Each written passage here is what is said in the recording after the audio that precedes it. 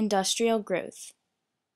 The last few decades of the 19th century called for a rapid introduction of new technological inventions, some of which included the telegraph by Cyrus W. Field in 1866, the typewriter by Christopher L. Sholes in 1868, the arc lamp by Charles F. Brush in the 1870s, the light bulb invented by Thomas Edison also in the 1870s, the first telephone with commercial capacity by Alexander Graham Bell in 1876, the cash register by James Ritty in 1879, an adding machine created by William S. Burroughs in the year 1891, and lastly, the first radio by the Italian inventor Marconi.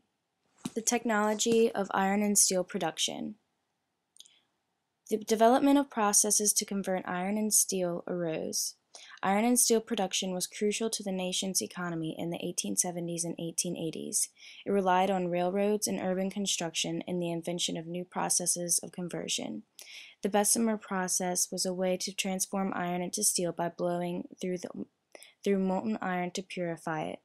Another popular process emerged known as the open heart process. This process allowed larger amounts of steel to be produced at a time.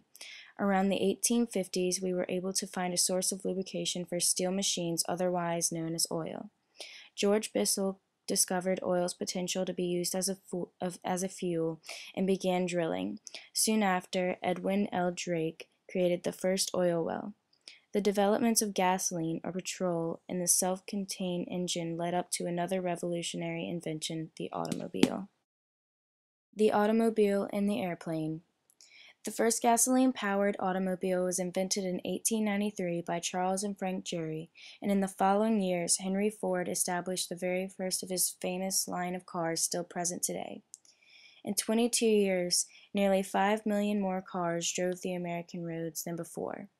Soon after began the research of human flight, which led to the development of a glider flown independently by an internal combustion engine by the Wright brothers in Ohio, Wilbur and Orville Wright.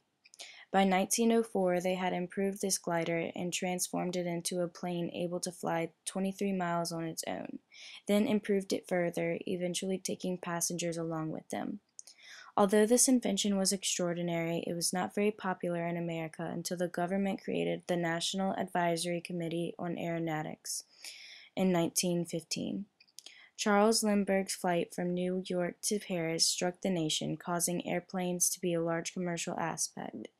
This was threatening to corporations because they feared the competition. In reaction to this, General Electric developed one of the very first corporate laboratories in 1900. Research and development. Skilled researchers were involved in these labs due to a lack of government support and funding. Soon there was disapproval of engineers' commercialization of knowledge by the scientists. They believed in basic research, but soon the research and development laboratories began to sponsor both practical and basic research.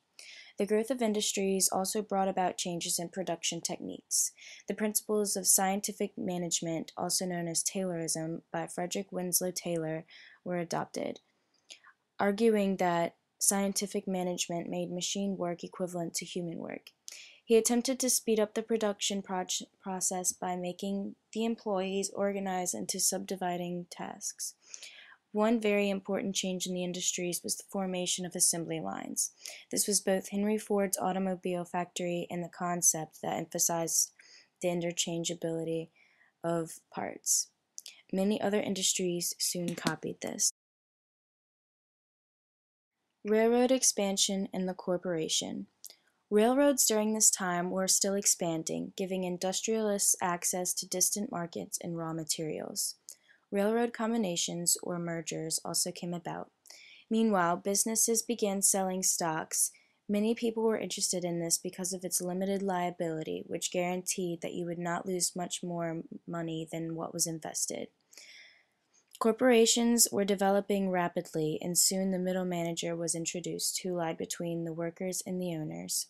This helped to create consolidation, which businessmen participated in. This consisted of two methods: the horizontal integration, which combined a number of firms involved in the same type of enterprise into a single company, and vertical integration, which was when a company took over all the different businesses on which it relied for its primary function. In 1870, in order to obliterate his competition, Rockefeller formed the Standard Oil Company of Ohio, which soon acquired 80% of oil refineries in Cleveland. He expanded horizontally and vertically. Within 10 years, he was the main symbol of monopoly. He soon moved to Standard Oil to New Jersey and created a holding company and held control over a major bank.